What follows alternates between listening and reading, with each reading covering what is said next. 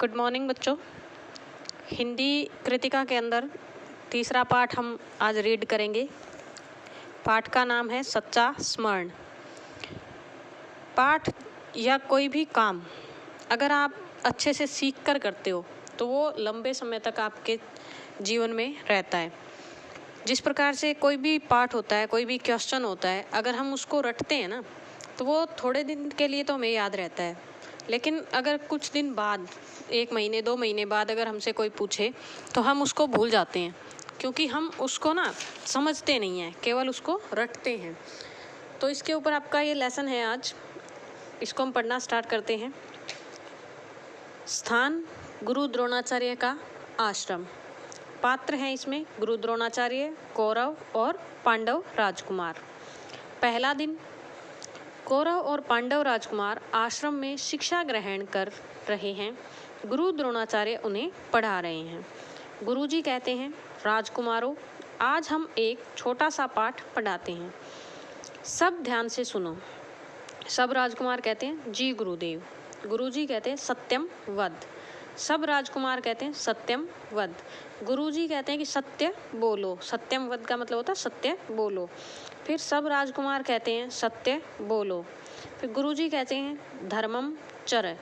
सब राजकुमार भी सेम कहते हैं, धर्मम चर। गुरुजी, इसका मतलब है धर्म पर चलो। सब राजकुमार भी कहते हैं, धर्म पर चलो। गुरुजी, क्रोधम मा कुरु। सब राजकुमार फिर वापस उसको रिपीट करते हैं, क्रोधम मा कुरु। गुरुजी इसका मतलब बताते हैं कि क्रोध मत करो। सब राजकुमार भी कहते हैं, क्रोध मत करो। फिर गुरुजी कहते हैं, अब इसे बैठकर स्मरण करो। स्मरण का मतलब होता है याद करना। सब राजकुमार बोल बोल कर पढ़ते हैं, सत्यम वद, सत्य बोलो। धर्मम चर, धर्म पर चलो। क्रोधम मा, क्रोध मत करो। गुरुजी कहते हैं, इस पाठ को कल स्मरण करके लाना। सब राजकुमार कहते हैं, जी जी, प्रणाम गुरुदेव। सब राजकुमार वहाँ से गुरुजी के चरण छूकर चले जाते हैं। दूसरा दिन आता है। कौरव और पांडव राजकुमार आश्रम में गुरु द्रोणाचार्य के सम्मुख बैठ जाते हैं आके। गुरुजी, कल का पाठ सब लोगों को स्मरण हो गया। सब राजकुमार कहते हैं, युधिष्ठिर को छोड़कर। जी। गुरुजी युधिष्ठिर से पूछते हैं, युधिष्ठिर तुम चुप क्यों हो? पाठ तो स्मरण कर लिया ना? युधिष्ठिर कहता है, जी नहीं, मुझे पूरा पाठ स्मरण नहीं हुआ। सब आश्चर्य करते हैं कि इतना आसान पाठ था, फिर भी याद क्यों नहीं हुआ?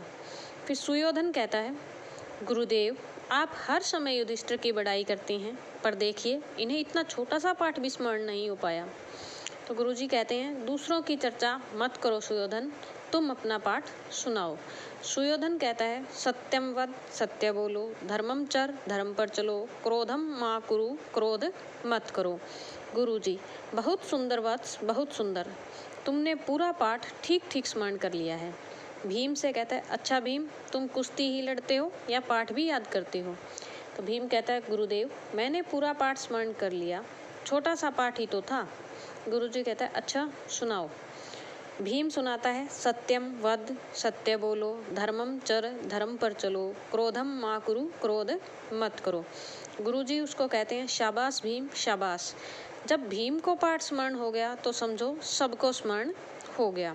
सुयोधन फिर कहता है, गुरुदेव, सबको पाठ स्मरण है, केवल युधिष्ठिर को स्मरण नहीं है। लगता है वही सबसे बुद्धू है, यानी नालायक है। फिर गुरुजी कहते हैं, किसी को भला बुरा मत कहो सुयोधन, हम कल फिर यही पाठ सुनेंगे। सब राजकुमार हाथ जोड़कर, गुरुदेव प्रणाम।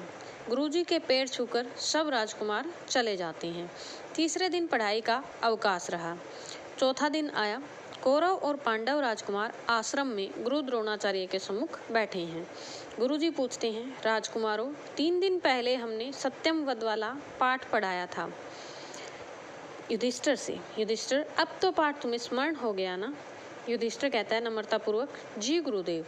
गुरुजी पूछते हैं, बड़ी विचित्र बात है, तुम तो बहुत बुद्धिमान हो, फिर भी इतने छोटे से पाठ को स्मरण करने में तुम्हें 3 दिन क्यों लग गए?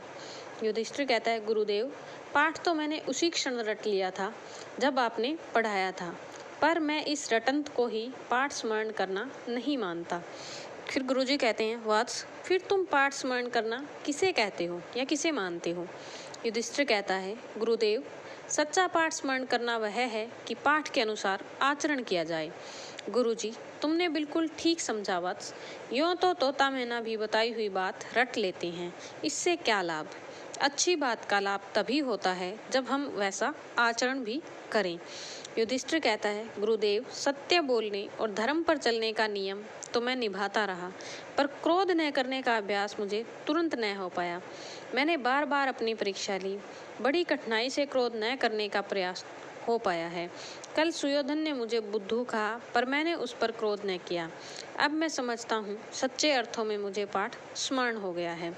गुरुजी कहते हैं, साधु युधिष्ठिर, तुम सचमुच सबसे अधिक योग्य हो और सबने तो पाठ रटा है। तुमने पाठ की शिक्षा का अपने जीवन में अभ्यास भी कर लिया। वत्स, पाठ तो सचमुच अकेले तुमने ही स्मरण किया है। सुयोधन कहता है, गुरुदेव सबसे पहले मैंने पाठ स्मरण करके सुनाया है।